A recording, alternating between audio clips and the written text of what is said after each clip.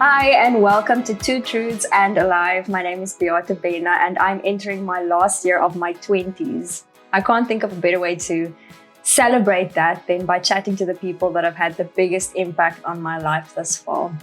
Today with me I have Daniel Coetzee, who also happens to be my longest on-screen lover in Seven Delan, who played the role of Ace Pasagi. Yes. Welcome. Thank you very much. Good to be here. Okay, Dan, tell me. Yes. You've been in Cape Town for a minute. Yes. You're not from here? I'm not from here.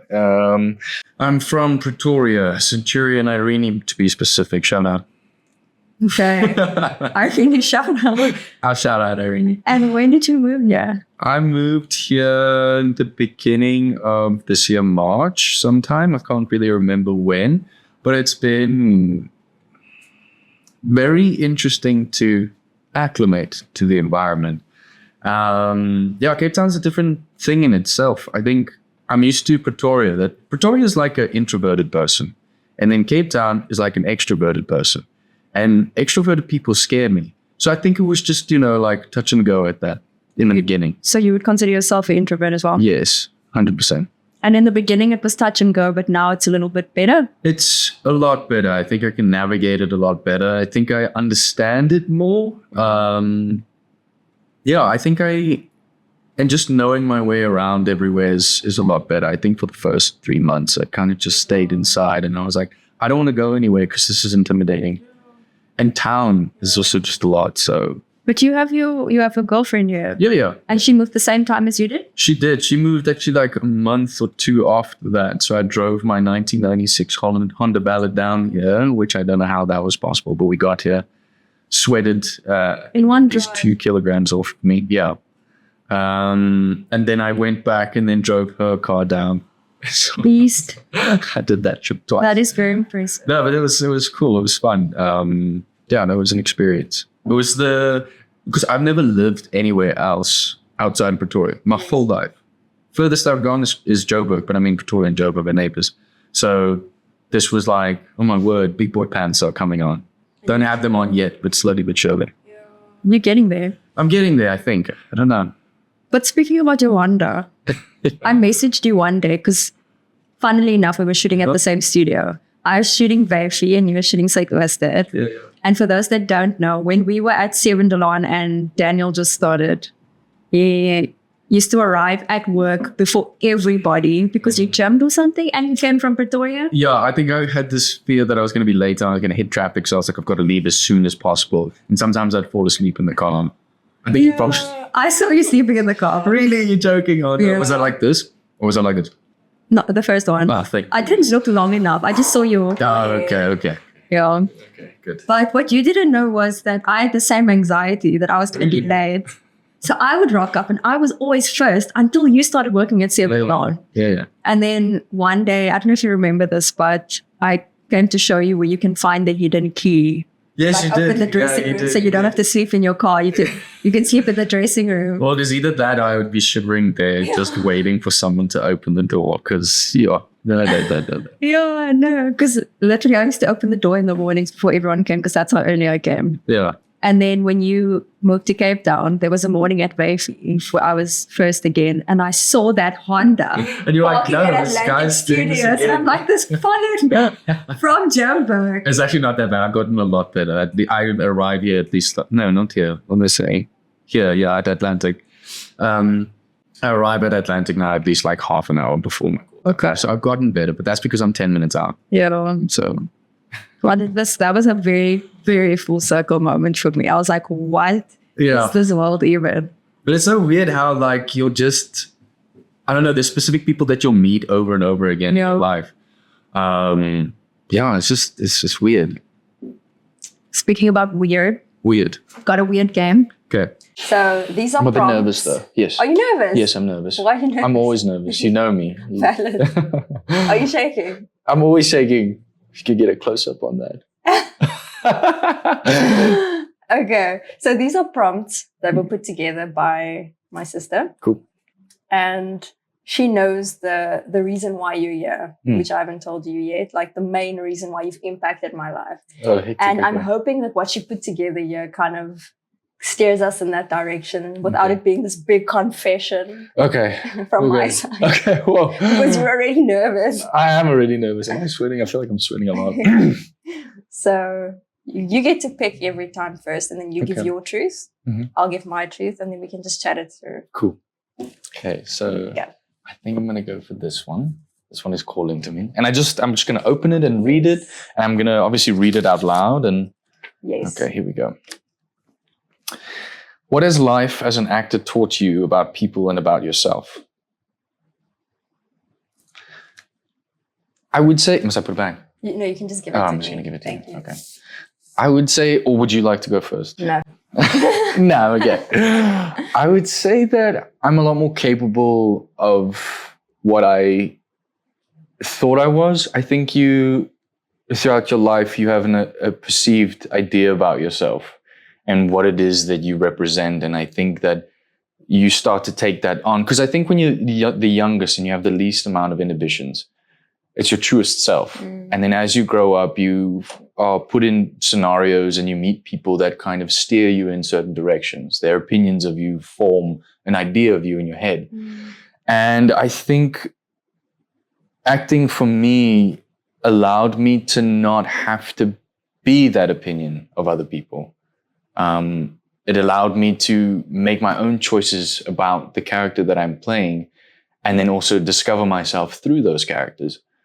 Like, for example, when I was Ace in Sievendelaan, when I first got the brief, I was like, there's no way Daniel, the kid who was afraid to speak, and they always made me do it, they always made me say prayer at any kind of family gathering. Why? Because they knew I was terrified. And they always used to make me give speeches because they knew I was terrified. It was But were you horrible. good at it though? No. I'd be like, dear God, thank you for your crops. And there's people out there that need you, so move on. But anyway. And then they would have like a dry laugh and be like, oh, Daniel. So I think, it really helped me to understand myself, and Ace allowed me to be that version. And I think that is what you are in each of your characters. It's like, you are that character, but you're a version of yourself that's like that as well. And it brings out that in you. And I was like, wow, there's more to me than that. So I think it was, I know it's a long-winded answer, and I know it's, just for me, I think it was a more influential moment than I realized. And you only realize that upon reflection. Yeah. Valid. Yeah. I totally agree with the fact that you learn I'm more than that. Yeah. I had the same thing with Shady, where she was high energy all the time, which is, I have a lot of energy, but my energy manifests in different ways. So when I played this character, I also realized, wow, I can be that too, because it comes from somewhere within you to be able to access that. And you kind of leave being a fuller version of who you are, because we put ourselves in these tiny little compartments as we grow. Yeah. And I think that I also kind of redefined also a lot of things and outlooks I had towards the world, because I think when I first got the brief for that character, I was like, this guy's horrible. He's a horrible little conniving. He's like, those teenage boys that are in high school and they're all together and they'll have like a snide remark, but they're all together and they're like this little clicky thing, and they voices are breaking, and it's just a horrible experience. It's like that. That's how I pictured Ace. He was like a 13-year-old boy who was arrogant and didn't know anything about the world. And then, like I said, through the relationships that he had, like the relationship that he had with Shady, you got to see a more in-depth version of him, one that could love past, his superficial wanting of anything that moved. Literally. Precisely that. Anything that moved, that was Ace. So I think, and it helped me to understand that people aren't just this one thing in their head. People are so complex, and like, this is the only reference that I can use is with like an onion, There's just layers. There's just so many layers, and you can just keep going, and to the core, it's still just layers. So, I I learned a lot about me and the way that the world works, and also being able to let go of ideas that I held on to so strongly for who knows why. It's the only frame of reference, I guess. Yeah. I can relate to that. Yeah. What life has taught me as an actor about people and about myself is exactly what you're saying. But also, I don't know if you experienced this, maybe it's just my technique, but I'm always chasing the truth, right? So even if something seems far-fetched, like these characters we've played, always trying to get so far into understanding why they're doing what they're doing to make it truthful, because only then do I believe it. And then I'm actually comfortable in what I'm doing as a profession. It's like I'm telling their truth, right? And somehow through that period or that process, it gets you to face your own truths, like this honesty that comes through. And I remember my dad saying about a month ago, he's laughing a lot more at me in the past year or so, because he feels like I'm finally starting, like I'm closer to who I am, in the sense that you can sense that I'm just breathing. He's learning things about me.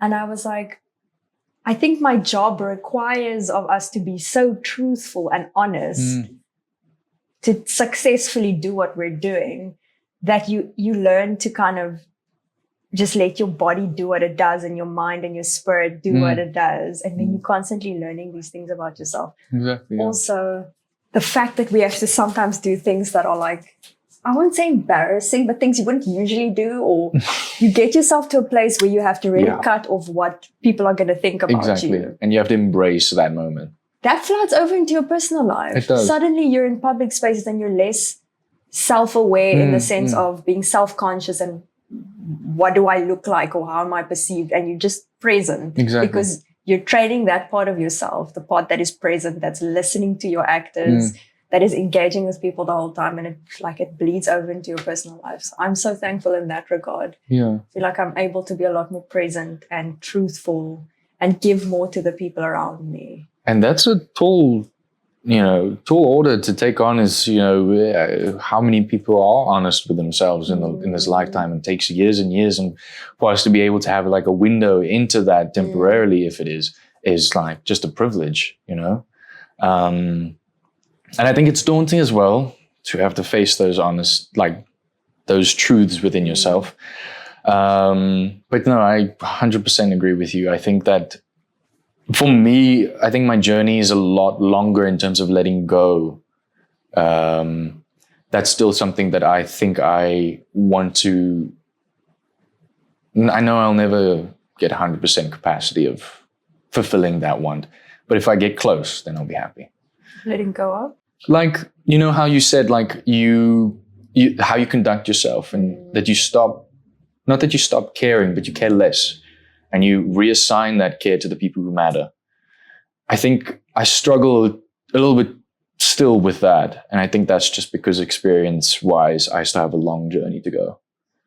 I still find it difficult to open up to people, even if I'm being honest on screen. And like how I conduct myself and how I'm perceived is still very much something that I care too much about. And it's something that I came to realize a little bit. I realized it back in Joburg, but here in Cape Town, and I don't think it has, maybe it does have something to do with Cape Town, but I think I would just like to have more control over how I perceive myself, rather than having to always be on the back foot about what other people think about me. So, and I think that just takes time. It does take time, but also given that, like you said, maybe it has something to do with Cape Town. You don't really have your village here. Yeah. I also had to learn when I moved to Johannesburg that we were built to be or to thrive in communities. So you come into a new space and you don't have a tribe in that space. Naturally, you are going to be inclined to wanting to get close to people. And then you naturally do care about how people perceive you, because otherwise you're stranded. Yeah. I think that the only way for me to get over that was an opportunity like this. Coming to Cape Town. Yes. Changing environment completely. I think throwing yourself in the deep end and embracing opportunity and letting go of what was, because I had this fear of letting go of what was because I liked who I was. And then I was like, but you can still like who you are and grow at the same time. Wow. Like, you don't have to hold on to these, if anything, other people's perceived ideas of you. Because I think that if you were to ask yourself, you know, who you are, if you were to explain yourself to someone, I'm pretty sure a close family member would be able to do it a lot more in depth than you. And I'm speaking on, you know, my behalf. So I think that was a challenge that I had thought about since Sevendelaan, but I think the universe was like, okay, cool. If that's what you want, then I'm going to give you an opportunity to change that. And then it's your choice whether or not you want to take it or not. Because I read this thing like a while ago and I've held on to it. You know how we have these like phrases that we just like pick out and it's most relevant in that period of your life? It was that life only gives you one thing, and it's opportunity. Everything after that is your choice. And I think I drove that idea full force. So if I'm successful, only time will tell. You're really successful, and time has told. In the whole opening up to people, I think that's a long journey. I mean, remember when I first got to Sevendelaan? There, and you guys have your little table, and I was there like... No. Yes. You just unlocked a memory. Yeah, but we invited you to the table. You did. Were like, no, I'm just eating my food. And eventually, slowly but surely, crept on over there. But your intentions always shone through. So at no point in time was that, it was never something that seemed standoffish or cold. It seemed like this guy's trying to just find his place, which is you also setting a boundary for yourself, going, I need to find my strength within myself in this space before I integrate, because otherwise then I am susceptible to picking up things and doing things that's not me. And I get that. But you need to chat to the people in your life, because I think the people in your life have so many good things to say.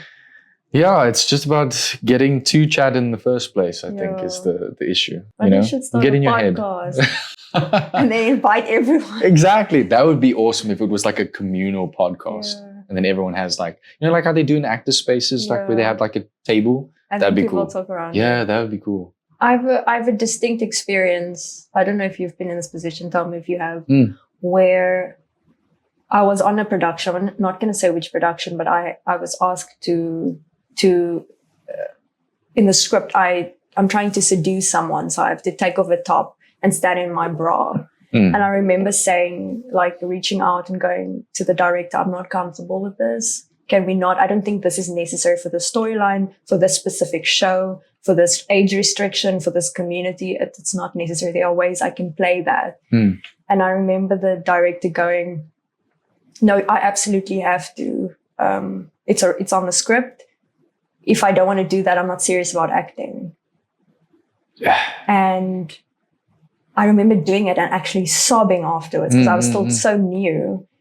And then I come to a new production in this year that actually is R18, that has nude content, there's drug abuse, there's domestic violence and all these things. And I will not forget how safe I felt in that environment, because we had intimacy coordinators, we had contracts protecting us. We had scenes that were scripted, where the entire scene is an intimate scene. But you have the liberty of, on the day, in the moment, when the cameras and everything is set up and they've said action, you can stop and say, I no longer want to do this. I've changed my mind. And no one is allowed to be upset with me. That was the standing. And then I realized, essentially what it comes down to is, when you want to do certain content, it needs to be because you are comfortable with doing that content. The moment you feel like you're being edged or pushed into a certain direction.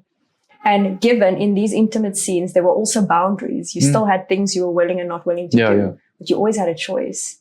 And your eagerness to be a professional actor and to make it had nothing to do with how much skin you're willing to show. And that opened my mind. Like you said, now you look at things that you wonder, what do I take from this? There are certain experiences where what I take from it is that some people were misguided. And you have hard experiences sometimes to teach you that one day when I'm older, that I don't come with such stern views to a new generation where I go, this is how it's always been. this is how they've always spoken to us. This is what we've always had. I hope that by the time I'm older and I'm in the position these people are in, that I can work with young people and have grace and go, teach me what you guys are learning right now. Yeah. Because we can always all learn from each other. You know? I think that, and you're so right. Like, Beáta that was a great experience for me. Like, you also on I Beáta. loved it. To be put in positions where, like, for that role that I had, where I showed the most skin I've ever in my entire life. And it was actually a thing I like sat my family down on. I was like, I don't know if I want to do this. Like, this is 2 days and it's like this hectic scene. The context is absolutely wild. I've always struggled with intimacy. And now I'm going to go to like the extreme spectrum of being nude. And that experience for me was so relaxing and calming. And it just shows that given any soapy, it's got a specific age restriction. To feel more uncomfortable in that environment than one where you're basically naked is crazy to me. And it's because of how it was done and how it was conducted and the respect and because it was the respect for the craft. It wasn't, oh, this, person here who looks like this. This is great. This is a personal experience for people. No, I think that it was a collective mindset that we are creating something together, and that was beautiful. So much envy. To be on that show would have been. You were on that show. Yeah, but you know what I mean, like long. Long. I feel like it's coming, boo. Yeah, I hope. I really hope. I want something that's real. Something that's tangible. Something that's intimate. Something that's got a broader idea other than the glitz and the glam and all of that. Yeah. To be a part of something like that is awesome.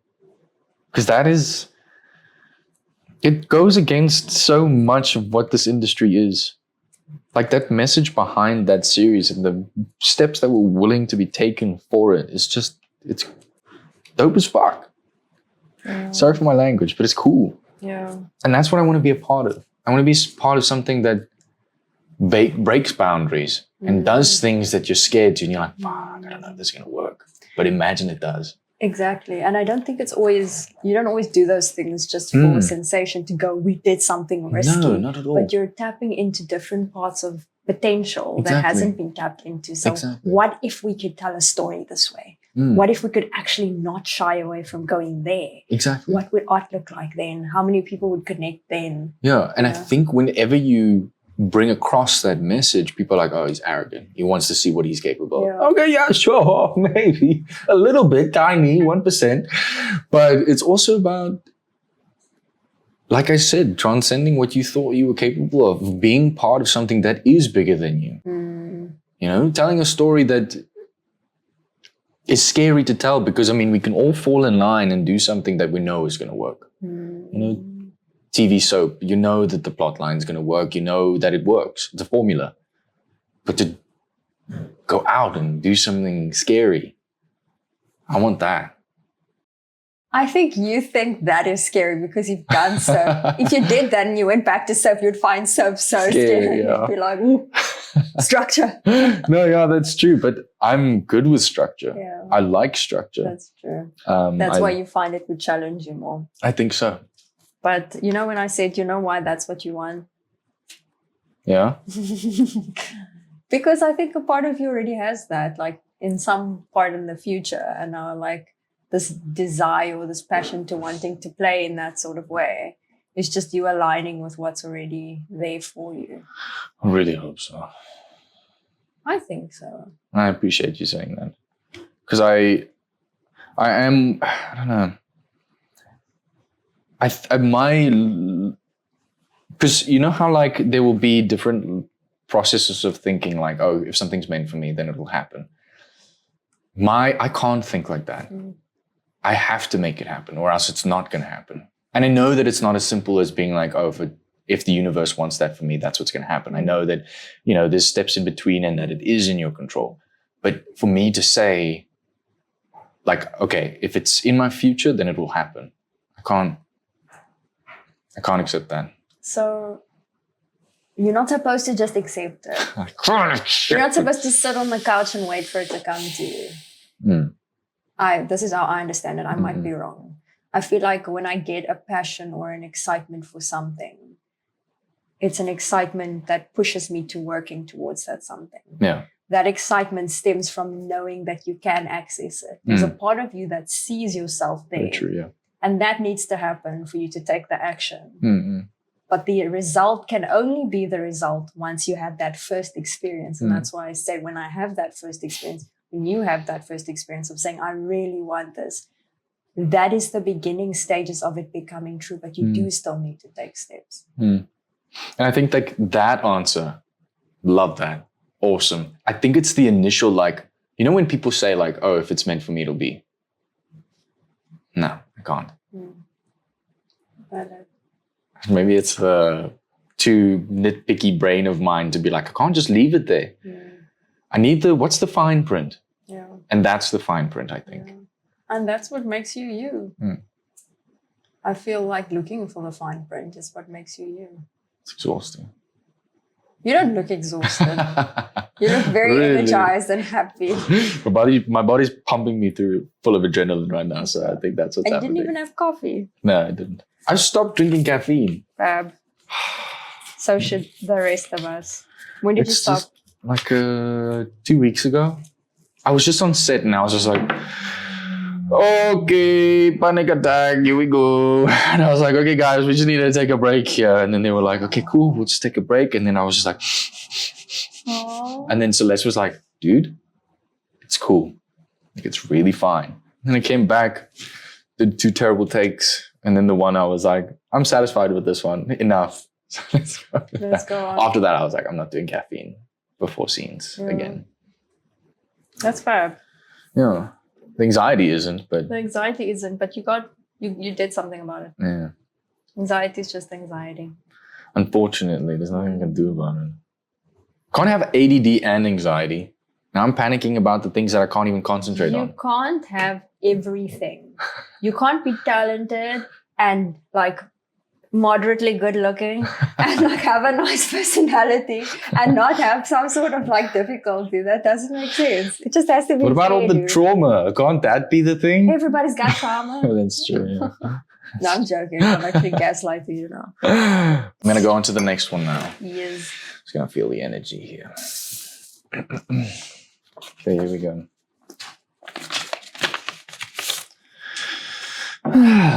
Our characters played lovers on national TV, sharing many intimate scenes and long hours together, both on and off screen. How did you separate our storyline from your reality? Can I just read this as well? Yes, of course. Many intimate scenes and long hours together, both on and off screen. Okay. So am I going first? That's not fair. Because you're the guest. I think that... So remember when... It's a good segue. I remember when we first met. and and we had a conversation about intimacy and what we wanted from these characters and our ideas and just also getting to know each other. And I told you that I struggle with intimacy quite a bit. Like I think I feel so bad for you sometimes. For me? Yeah, like when we were back at studio. Did I say I was comfortable? Yeah, you did. What did I say? I don't remember what I said. No, you said that you were comfortable and you said that it's fine, like we'll work through it and like you just let me know like what you're comfortable and what you're not with. And then I remember saying to you like, I struggle with intimacy and you were like, it's fine. And I think when it came into practice, like when we were on the floor, it was the same with Celeste. She was like, dude, it's okay. You don't have to ask me every 2 seconds if you can do a thing. Just do it. Like, obviously, certain things aren't appropriate. I think you also had a breaking point like that. Not breaking point, but you're like, dude, It's okay. Like you can I just think do. I remember I said, do what feels natural for the character. Do what feels natural for the character. And that's not going to work because Ace is a 13-year-old boy. So, but I think, for me, that was a growing experience. So to answer that question, I think it was more about self-discovery in those scenes. It was more about, okay, it's actually not that bad. It's not that bad to be intimate with someone. It's not this daunting thing that you have to be afraid of. Connection is a beautiful thing.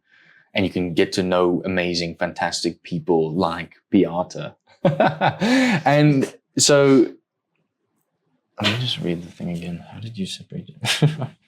Start over for me again. You were too busy complimenting me. Yeah, sorry, I got sidetracked. How I separated reality from our storyline. I think that's the great thing about being a performer is that world lives independently of yours. And though those two worlds can, sometimes collide, I think the best that you can do is take the good from it. Take the aspects that you want. Take the things that I've learned, and that's, I think, what I did learn, that I can be intimate with someone and I can connect with someone and I can not get lost in someone. And I think that's where that stemmed from. I think I had this fear that I was going to get lost in an individual, in Shady.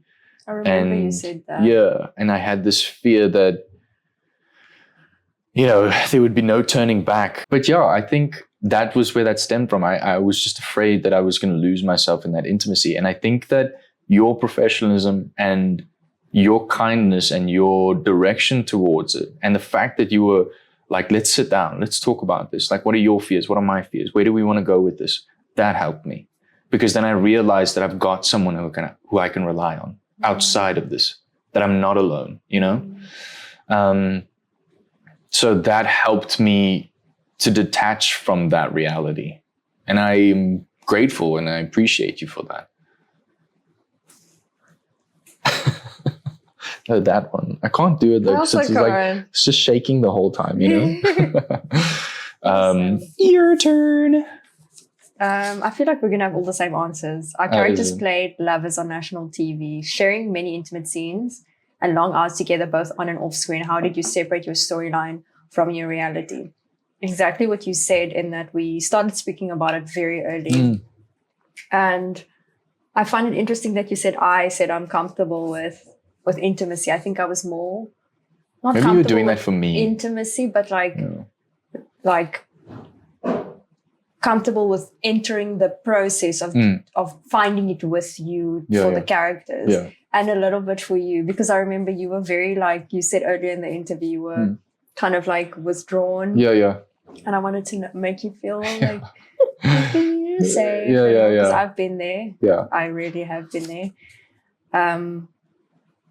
You had this lovely way of making it very clear in the beginning that you need to be careful. Like you said now, that you can fall into something. So you were always brave enough to be honest and going, I need to just cap myself. I just need to, because I don't want to, you said it in so many words, I don't want to do things and then get lost in it. Yeah.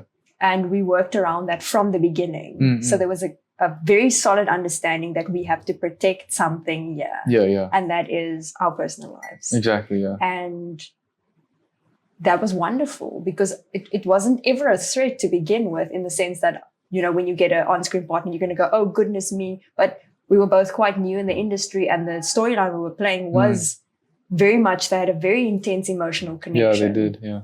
For a long period of time. And you being that honest saved a lot, I think. Also, because you had this thing that you did where you started calling me dude and bro. So every time when things had to get really romantic, you'd be like, cool job, dude. Like high five. Like you just wanted to, break it. And that's how you tap out. And it also helped me tap out to go like, Yeah. And also you complained about your own thing of, sorry if I may touch here, if I may touch there. So I had the exact same thing. They are actors that are very comfortable with, let's just now explore and whatnot. I was also very much of, I want to know that I may touch your shoulder or your knee, because then I know that's my spaces where I can occupy. Exactly, yeah. So you asking those things was actually great. Okay. It worked for me. Okay, I'm just glad to know that, because there's other instances where people are like, dude, chill. Just do what you need to do. And then also with road shows and stuff, because we traveled a lot. Yeah. You were always very professional. I missed that one. Thank you. And respectful. And I think I think then is the answer, I think, is the communication that we had. The mutual respect and communication. And a respect for human nature, knowing that we're not robots. Exactly. That we're entering a territory where we're playing with emotions, whether that is anger, depression, being in love, being best friends. We're entering a space with someone for a long period of time. Yeah. We are going to identify the fact that you are going to get to know the person you're playing across from intimately on an emotional level and to a certain extent physically when you're on set. Exactly. So there's a responsibility that you take with that. Yeah. You're not going to go, oh, I'm a robot. I'm an actor. No, I'm cutting off completely off. No, of course those I think feelings will always linger, but I think it's about the understanding. And like I said, the respect for your co-star. You know, that yourself. Yeah, for yourself, for your co-star, that knowing that this is a product. And yes, what was created there is beautiful, but it can live there. It can live there and it can stay there. And that's okay. Yeah. Last one. On to the next one, yeah. Okay. Let's see here. I came into this industry with starry eyes. However, the rose-colored glasses came off and reality sank in when, my word. We kind of sort of touched on that. Yeah. We were ready. We already knew. We touched on all of these subjects, actually.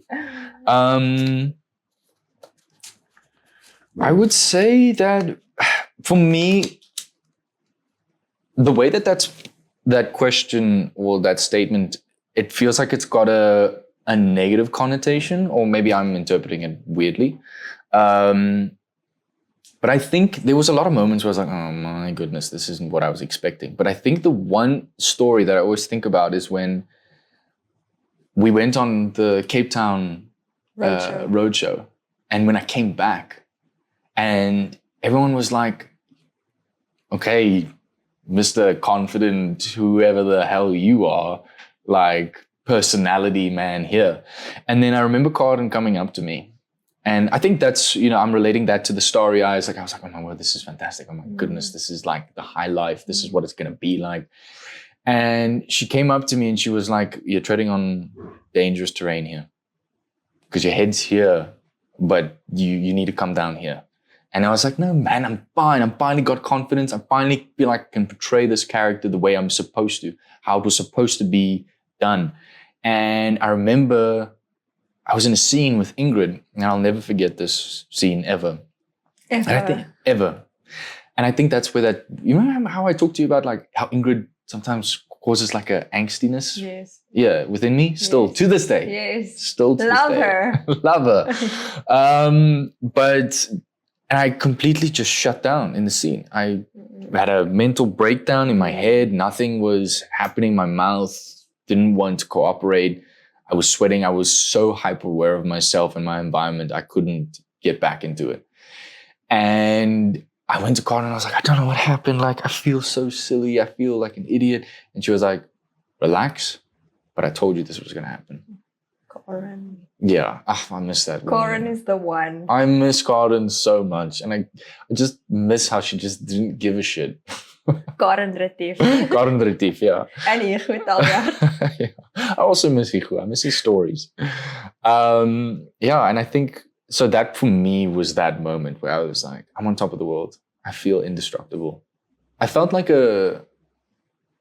like how you get cocky, like teenage boys. Like they have all the power. Into you. Yeah. Like, you know what it was? I think so. I know exactly what it was. What was it? Because when we went on the road shows, the people freaked out when you'd come on stage and Zak would take off your shirt and he'd be like, hey, I think I was like, yeah, I like this. I got power. I got influence. Like Kristen and I used to look and be like, oh my gosh, it's so easy when you're a guy. You just take off your shirt and then all the females freak out.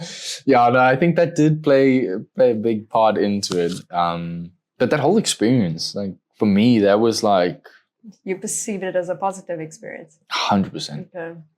Do you see the... I was on a drip when I came back. Oh, yeah, hectic. I remember that, dude. You were... Complete opposite. I was booked off for a week on 2 drips. Oh, my word. I remember the plane. Yeah, I was like sick on... Shame, dude. Do you remember when you were sitting next to me? No, I just remember... Zak and Kristen. No, I just remember. And I told them I'll tap them when I have to, like, when I get sick, and they just have to laugh so no one can hear. Shame. And Zak was sleeping, and I just go... He's like, I'm like, hectic, dude. I remember that. Shame. It's because I was dehydrated and we were drinking a lot of Red Bulls to keep the energy up for all the people. And my tolerance for caffeine is very... And I mean, we were working hard and then also like playing hard as well. Like we went out a lot and then it was the next morning activation. And no sleep. Yeah, exactly. But it wasn't a bad experience. It was just that I was feeling sick the whole time. Yeah. After the first day even. Shame, dude. I felt so bad. I was living my best life. You were. And you were like basically dying. I think it was also, I romanticized Cape Town in my head at that time. I was like, this is the place I'm going to live. And now that I'm here, I'm like, constantly sweating, looking over my shoulder. Your turn. Sorry, I put it back. In this industry with starry eyes. I came into this industry with starry eyes. However, the rose-colored glasses came off and reality sank in when? First job. I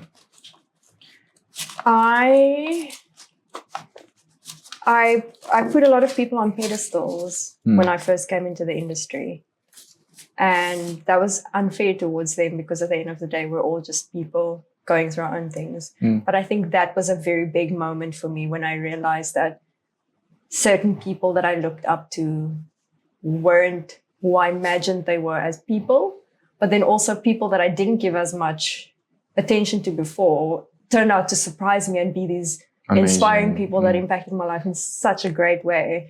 And through that, I learned something great, which is also don't judge a book by its cover. You're always hearing that, but you really have to take the time to get to know people and not idolize anybody. But I think that was a very big moment where I would be assigned to a project and I would get excited with who I get to work with. Yeah.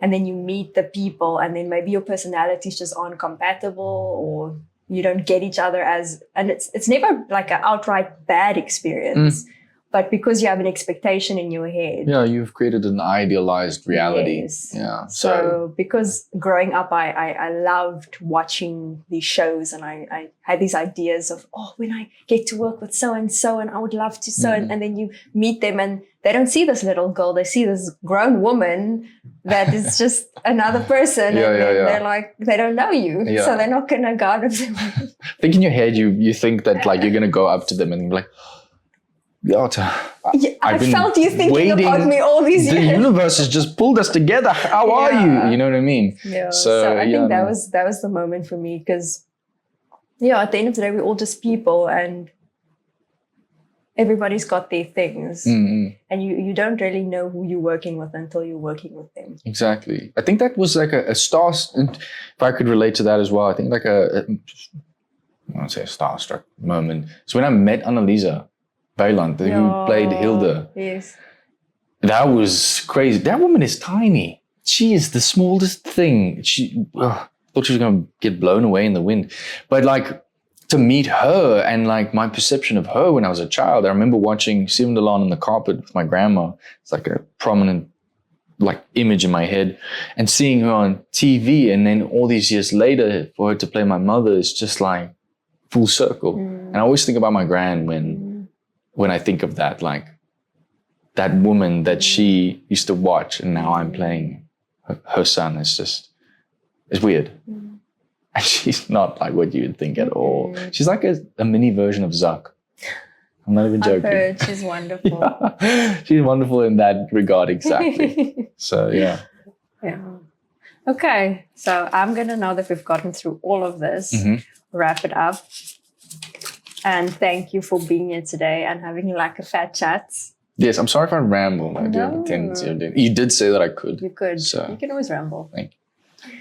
Thank you so much for coming through and having this chat and being vulnerable. Do you feel like you were vulnerable? Extremely, yeah. Okay. Yeah, no. I was also surprised. I was like, you're speaking right now and you're speaking unhinged. Cool, let's do this. That's brave. It's brave. And wonderful. No, but I think it's because I felt comfortable. And I mean, I appreciate you as a person. So it was easy.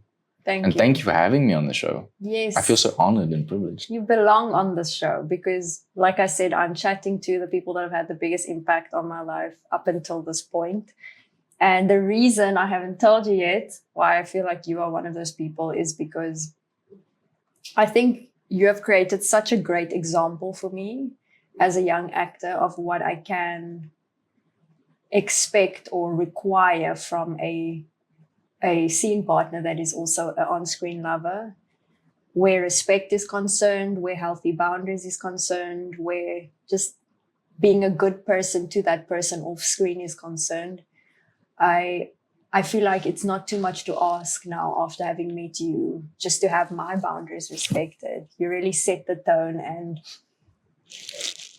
it makes me feel comfortable in an industry where like you said, we're pushing, we can get lost in things. It makes me comfortable to know that there are people like yourself that are incredibly gifted and hardworking and dedicated to telling stories, but does not lose touch of the fact that we have responsibilities to the lives we're already living and to the lives of the people we're working with.